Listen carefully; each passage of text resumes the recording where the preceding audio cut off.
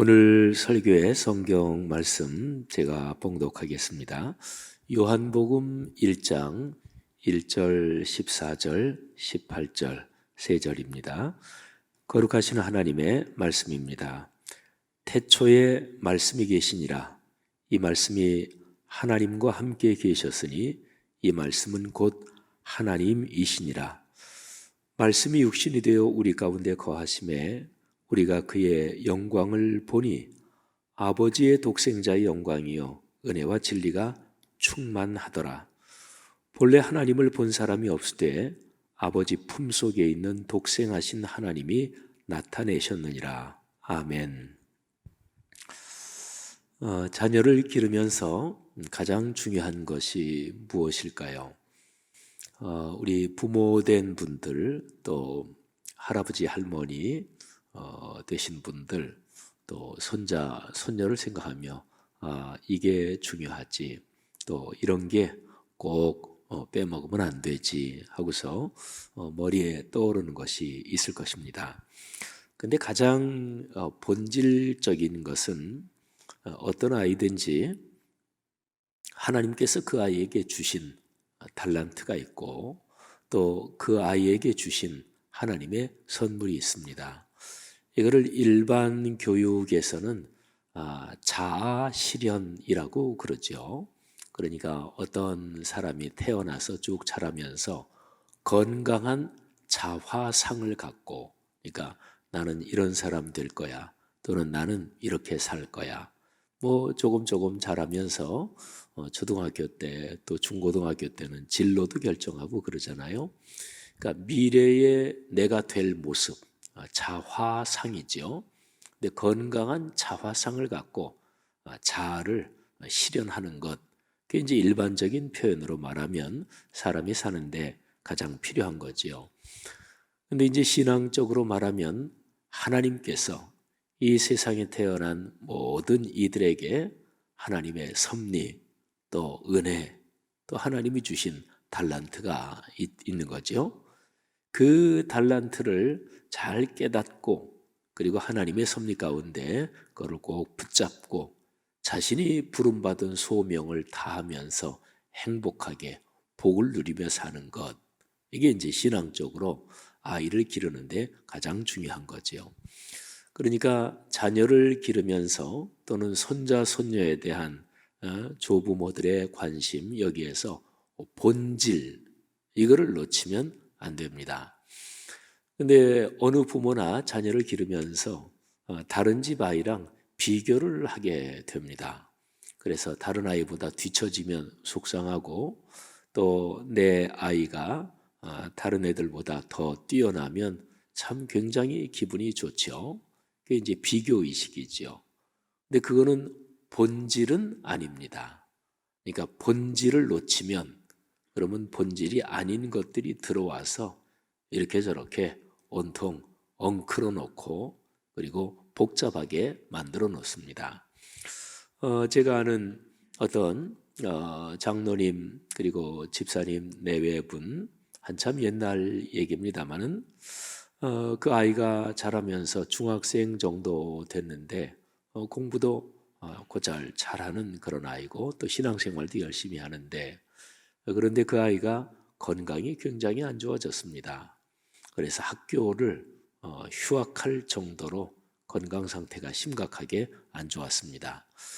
어느 부모나 마찬가지로 그 장로님, 그 또 부인 집사님도 우리 아이 공부 열심히 해서 잘하고, 또 탁월한 성적으로 또 좋은 상급학교 진학하고, 다 그런 생각 가지고 있지요. 근데 아이가 그 정도로 아프니까 다 괜찮고, 공부 뭐 할 수가 없는 거니까 공부 뭐 하느라고 신경 쓰지 말고 공부 안 해도 괜찮고 그냥 건강하기만 하면 된다.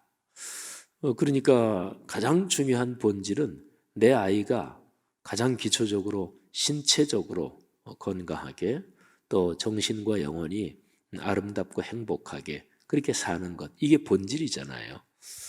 학교 성적도 좋고 모든 게 다 좋고 뭐 그러면 더할 나위 없이 뭐 좋을 수 있겠지만, 근데 본질을 놓치면 그러면 언제나 다른 것 때문에 복잡해지고 욕심이 개입하고 그리고 이제 결국에는 망가집니다. 사실은 아이들이 부모의 욕심 때문에 얼마나 많이 망가지는지 모릅니다. 또 괴로움도 겪고요. 근데 천만다행인 것은, 하나님께 진짜 감사한 것은 부모가 자녀에 대해서 가지는 생각, 강조하는 거, 그 결과대로 자녀가 그대로 그렇게 자라진 않습니다. 이게 얼마나 감사한 일인지 모릅니다. 부모의 욕심 또는 비교의식 또는 자기 체면 이런 게 복합적으로 자녀에게 잔소리로도 가고 여러모로 자녀에게 쏟아지고 자녀는 그것 때문에 압박을 느끼는데, 부모가 가지는 그런 어떤 생각대로 자녀가 그대로 만들어진다. 그러면 자녀가 잘 되는 게 아니고 자녀의 인생이 망가지겠죠. 근데 감사하게도 하나님은 그 자녀를 당신의 뜻에 따라 이끄시고 또 하나님의 거룩한 은혜를 베푸십니다. 우리 성도 여러분들 중에서도 지금 내 아들, 딸 또는 우리 연세 드신 분들, 내 손자, 손녀, 여러분들이 보실 때 이게 참 아쉽다. 또 왜 이 문이 아직 이렇게 열리지 않지? 왜 이게 잘 안 될까? 그런 것들이 있다면 로마서 8장 28절 합력하여 선을 이루게 하시는 하나님의 은혜, 그 섭리를 꼭 붙잡으시기를 주의 이름으로 권면합니다. 하나님이 당신의 자녀를 지키십니다. 또 믿음의 어머니, 아버지의 기도를 하나님이 응답하십니다. 할아버지, 할머니의 기도도 하나님이 잘 들어주십니다. 하나님의 뜻에 맡기고 여러분의 자녀 후손들 하나님께 기도하는 제목 응답되고 특별히 하나님의 뜻에 따라서 진행되기를 주의 이름으로 축원합니다. 뭐든지 다 그래요. 그러니까 본질, 그걸 정확하게 파악하고 있으면 그러면 흔들리지 않습니다. 우리가 보통 많이 쓰는 말로 주제 파악 이런 얘기를 하잖아요. 오늘 설교의 제목이 기독교의 본질은 무엇인가, 굉장히 아주 근본적인 제목을 제가 잡았습니다. 제가 전공이 2000년 교회 역사가 신학 중에서 전공인데 2000년 기독교 역사 가운데서 기독교가 위기의 상황일 때 또는 그 시대가 크게 변동할 때, 전환기 시대 이런 때, 그런데 우리 기독교 신앙의 선배들은 이런 질문을 던졌어요. 기독교의 본질이 무엇인가?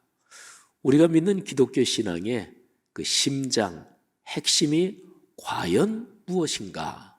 이런 질문을 던진 것입니다. 살면서 그럴 때가 있죠. 인생이 뭐지? 인생이 뭘까? 어떤 사람이 기차를 타고 가다가 갑자기 그 생각이 들어서 인생이 뭐지? 그러는데 갑자기 어디에서 소리가 들려왔대요. 삶은 계란이다. 삶은 계란이요. 그래서 삶이 계란이구나. 이런 우스갯소리가 있습니다만은 인생이 무엇일까? 삶이 무엇일까? 어떨 때 그런 생각 들을 때 있잖아요. 다들 사느라고 바쁘고 또 아침에 일어나서 남편 또 아이들 학교 보내고 직장 출근시키고 또 요즘은 대개가 다 내외간이 다 직업을 가지고 이런 경우가 많으니까 아침 부지런히 차려 먹고 또들 직장 가고 그렇게 다람쥐 쳇바퀴 돌아가듯이 생활하지만 어떨 때 갑자기 그런 생각이 드는 때가 있어요. 삶이 무엇인가? 인생이 무엇인가? 그런 질문은 참 좋은 것입니다. 오늘 저는 과연 기독교의 본질은 무엇인가? 그러니까 우리 기독교 신앙, 교회 생활, 신앙 생활의 본질을 한번 초점을 이렇게 좁혀서 이게 심장이다. 요거는 절대로 잊지 말아야 된다 하고 그거를 꽉 붙잡으려 그러는 거죠. 기독교라고 하는 이 단어 표현, 거기에 사실은 기독교의 본질이 들어 있습니다. 기독하는 요 두 글자, 이거는 그리스도, 이거를 이제 한자어로 표현한 거예요. 기독교. 그러면 이거를 다른 말로 그리스도교 이렇게 얘기할 수 있어요. 그리고 그리스도라는 말은 헬라어 크리스토스라는 그 단어에서 나온 거죠. 크리스토스, 그리스도. 그리고 뭐 영어로는 크라이스트, 뭐 등등, 뭐 독일어 다른 말로 다 이제 여기에서 나온 거죠. 그리고 이 크리스토스라는 말이 이제 헬라어인데 구약 성경의 언어는 히브리어거든요.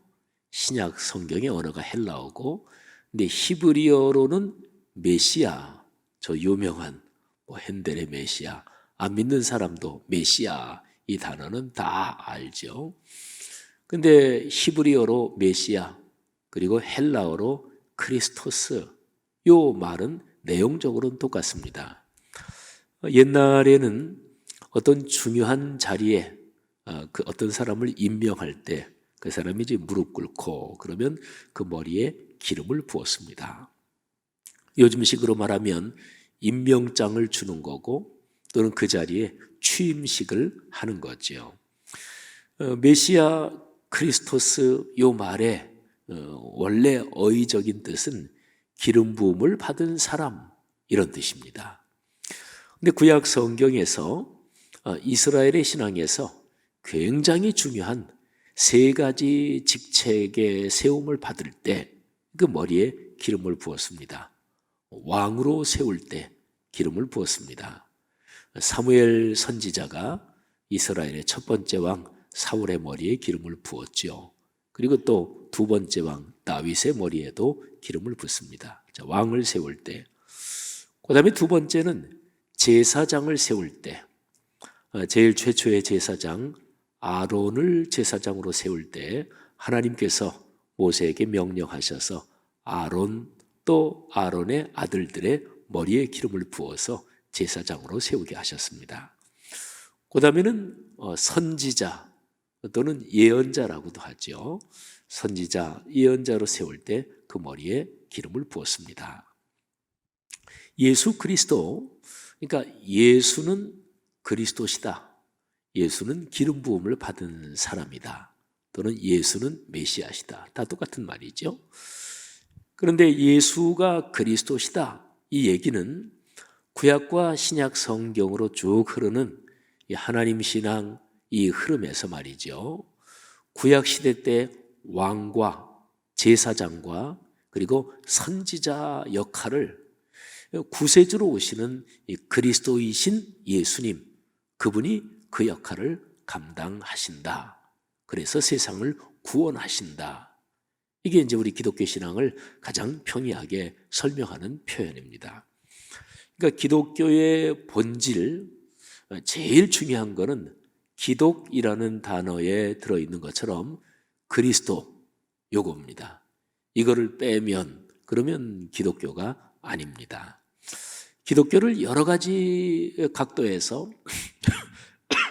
또 여러 가지 방향으로 설명을 할 수가 있는데 제일 중요한 것이 2000년 전에 예수라는 이름을 가지고 사셨던 그 나사렛 출신, 뭐 태어난 것은 베들레헴이지만 아가 때 어릴 때 비교적 나사렛으로 가서 거기서 쭉 자라셨으니까 나사렛 사람 이렇게 이제 불리죠. 그 나사렛 사람 예수, 이분이 바로 하나님께서 세상을 구원하시기 위해서 보내신 메시아 그리스도다. 이게 이제 기독교 신앙의 핵심입니다. 우리 기독교에서 믿는 것을, 우리는 이런 것을 믿습니다. 그거를 가장 짧게 압축하고 요약해 놓은 것이 사도신경입니다. 그런데 그 사도신경 그 내용을 한 문장으로 얘기하면 예수가 그리스도이시다. 이게 바로 사도신경을 한 문장으로 요약하는 거예요. 그러니까 우리 신앙인들이 예수 그리스도의 이름으로 기도합니다. 또는 그리스도 예수. 하여튼 예수란 단어, 그리스도란 단어를 뭐 어떤 걸 앞에 놓고 어떤 걸 뒤에 놓든지 이 표현 우리가 늘상 쓰잖아요. 그러니까 우리가 쓰는 그 언어 표현에 바로 기독교의 본질이 거기 들어있는 거지요.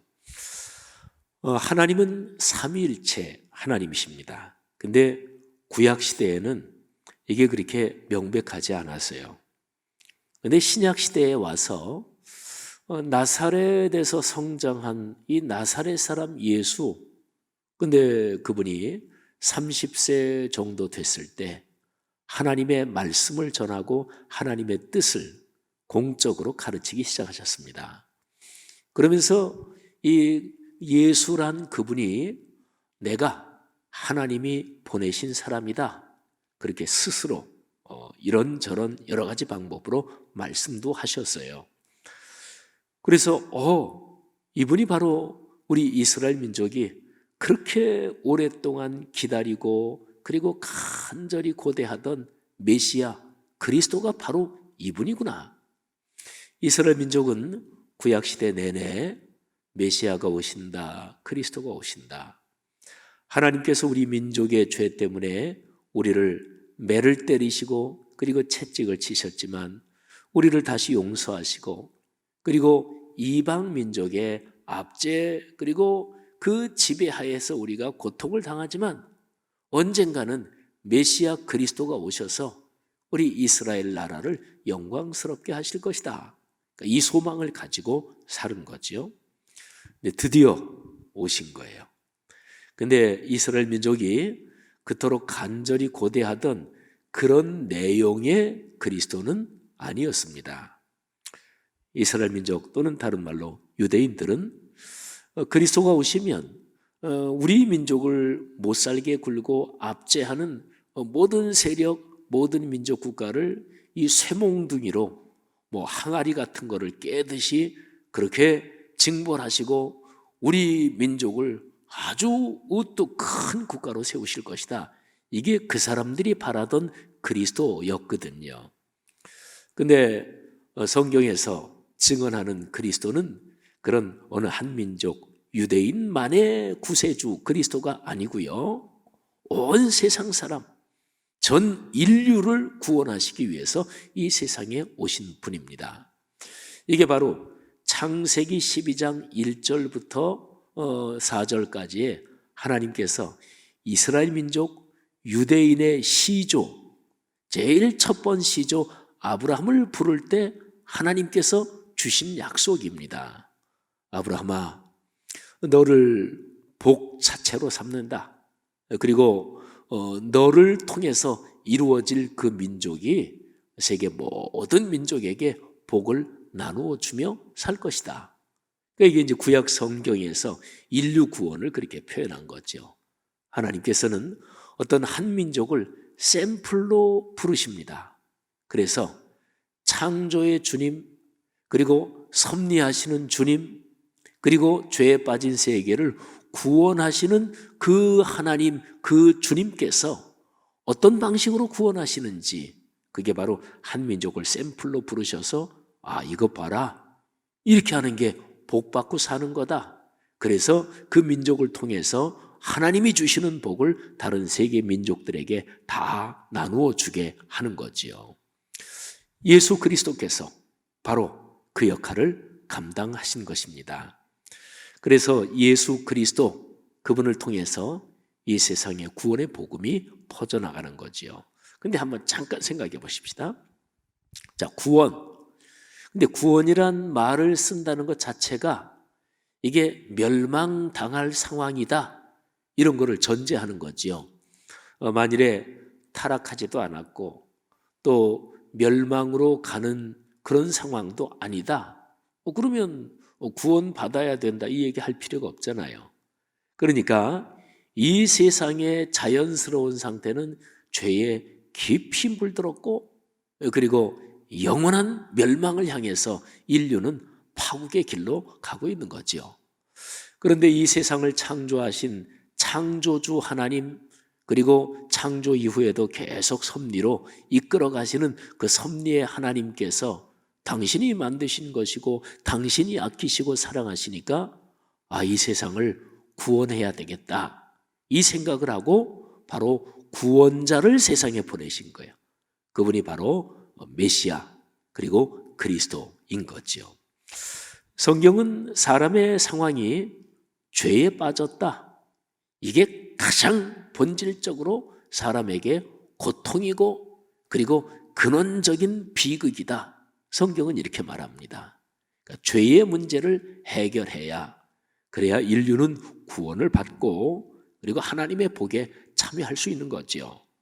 바로 그 죄의 문제를 해결하러 오신 분이 하나님의 아들이며 그리스도이신 예수 그리스도, 그분인 거죠. 그래서 그분이 인류의 죄를 대신 짊어지시고 여러분과 제 죄까지 다 대신 짊어지시고 죄의 값을 치르셨습니다. 죄의 값을 치른다. 속죄라는 단어가 그런 거죠. 근데 그 속죄가 예수 그리스도 그분 자신이 죄가 있어서 자신의 죄 때문에 값을 치른 게 아니고, 그분은 죄가 없으신 분인데 여러분과 저 인류의 죄를 대신 지시고 죄의 값을 치르셨다. 그래서 예수 그리스도의 죽음을 대속의 죽음이다. 이렇게 얘기하는 거죠. 예수 그리스도는 십자가에 달려 돌아가심으로써 인류의 죄를, 그 죄값을 다 치르셨습니다. 그리고 사흘 만에 부활하셨는데 부활이 참 중요한 까닭이 있습니다. 그러니까 죄의 세력을 꺾고 승리하셨다. 이게 이제 바로 예수 그리스도의 부활로 명백하게 드러난 거죠. 그러니까 예수 그리스도, 그분은 인류의 죄를 대신 지시고 아주 깊은 모든 죄값을 받으시고 멸망당한 분입니다. 멸망의 가장 깊은 곳까지 내려가신 그런 분이죠. 근데 예수 그리스도 그분은 거기에서 그치지 않고 그 멸망의 자리에서 죄와 사망의 권세를 꺾고 이기셨습니다. 그 승리하신 것이 바로 부활인 거지요. 예수 그리스도는 승리자, 부활하신 승리자지요. 그런데 이제 중요한 것은 예수 그리스도의 부활의 승리가 여러분과 저, 그러니까 구원받아야 될 인류에게 전달이 돼야 되잖아요. 그 전달을 위해서 부활하신 예수 그리스도께서 승천하십니다. 하늘로 오르시고, 그리고 하나님 아버지의 영이고 그 아들 그리스도의 영이신 성령을 이 땅에 보내시는 거예요. 그게 사도행전 2장에 기록이 된 오순절 성령 강림이지요. 이 성령이 임하시면서 이 하나님의 영, 그리스도의 영인 성령이 사람들 마음과 영혼 속에 이사와서 사시기 시작했습니다. 여러분, 오늘 제가 읽어드린 요한복음 1장 1절, 14절, 18절, 사실은 작년 말부터 우리 교회 60주년의 표구절로, 여러분 오른쪽에 보면 왼쪽 현수막에 우리 교회 3년 동안의 중심 성경 구절이 요한복음 1장 14절이지요. 제가 여러 번 말씀을 드렸습니다. 그런데 바로 하나님이신 말씀, 그분이 말씀이 육신이 되어 우리 가운데 이사 오셔서 사시게 됐습니다. 그리고 바로 그 예수 그리스도, 그분이 하나님을 보여주신 거예요. 그러니까 이제 하나님께로 갈 수가 있게 됐죠. 같은 요한복음 14장 6절에 예수님께서 이렇게 말씀하시죠. 내가 곧 길이요 진리요 생명이다. 나로 말미암지 않고는, 나를 통하지 않고는 아버지 하나님께로 갈 사람, 올 사람이 없다. 여러분, 바로 이게 이제 기독교 신앙의 중심 메시지고 본질입니다. 하나님 아버지께로 돌아가야 구원을 받는데 그 길은, 가운데 통과해야 될 그 길은 바로 예수 그리스도 그분이죠. 그래서 예수 그리스도는 중보자입니다. 영어로는 메디에이터, 중보자. 그러니까 예수 그리스도를 통해서 아버지 하나님께로 가는 것이고, 그분이 승천하신 뒤로는 그분이 우리와 같이 계시는 것, 그게 바로 성령의 강림이신 거죠. 구약 성경 예언서들에는 공통적으로 앞으로 언젠가 때가 올 텐데 그때에 하나님의 영이 너희에게 오시고 너희 속에서 사시게 될 거다. 그래서 하나님의 거룩한 말씀이 너희의 삶으로 이어질 거다. 이게 이제 예레미야서, 또 에스겔서, 그리고 요엘서, 저 유명한 말씀, 또 이사야서도 마찬가지고요.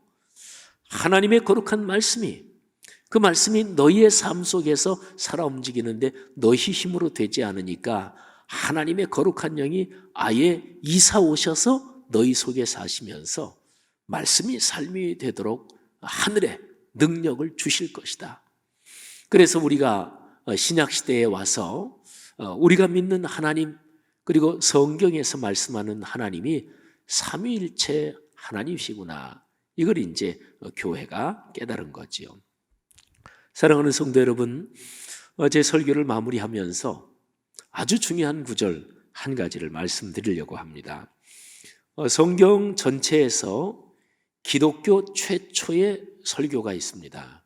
그러니까 기독교 그러면 이제 구약 성경의 역사도 내용적으로 보면, 의미상으로 보면 그것도 기독교예요.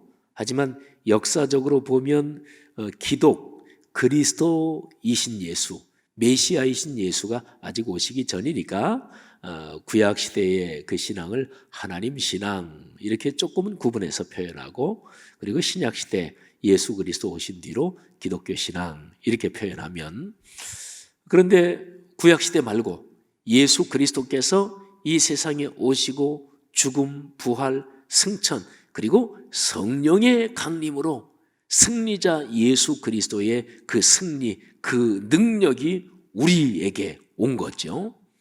그리고 나서 최초의 설교를 베드로가 합니다.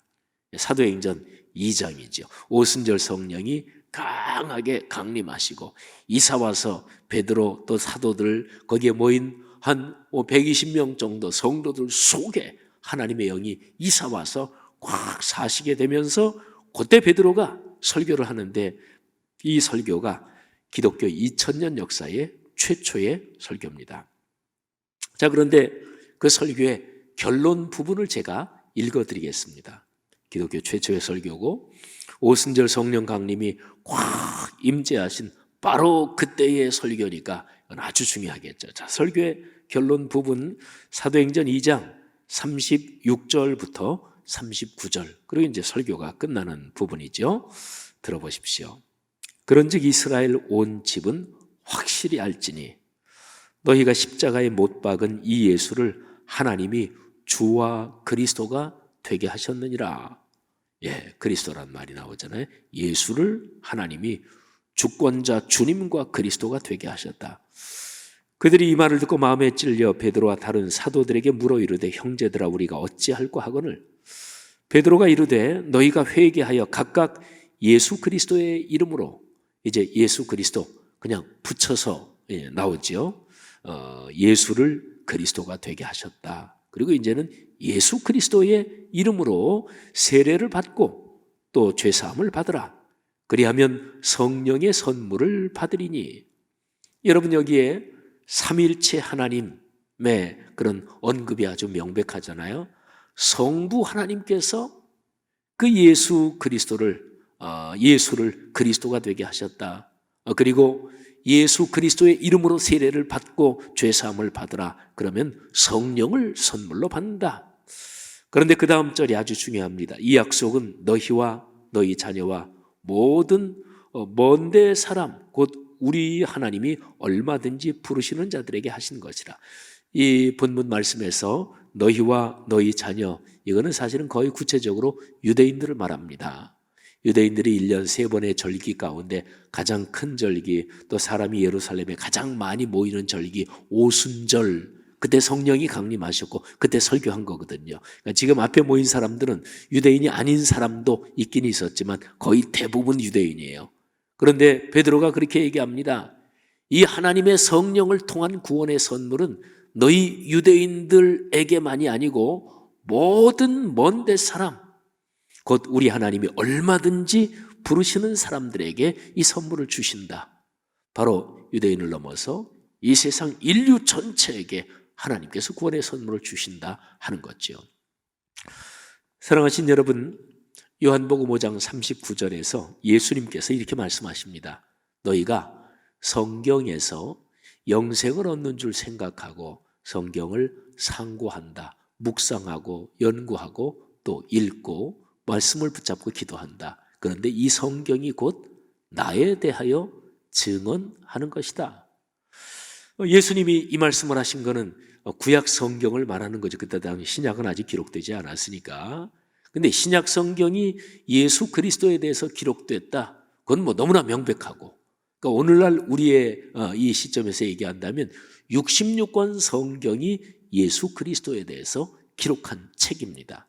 자, 그러면 기독교의 본질이 그리스도이신 예수에 있다 그랬잖아요.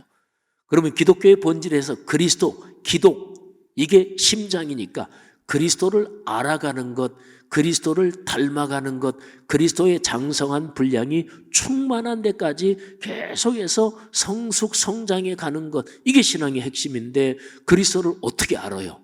그리스도를 어떻게 닮아요?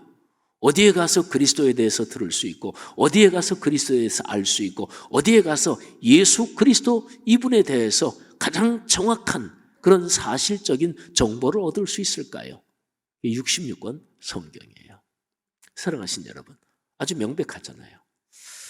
여러분이 걸어가는 인생 여정에서 그리스도 예수 이분이 여러분 인생의 소망이요 그리고 빛이기를 주의 이름으로 축원합니다.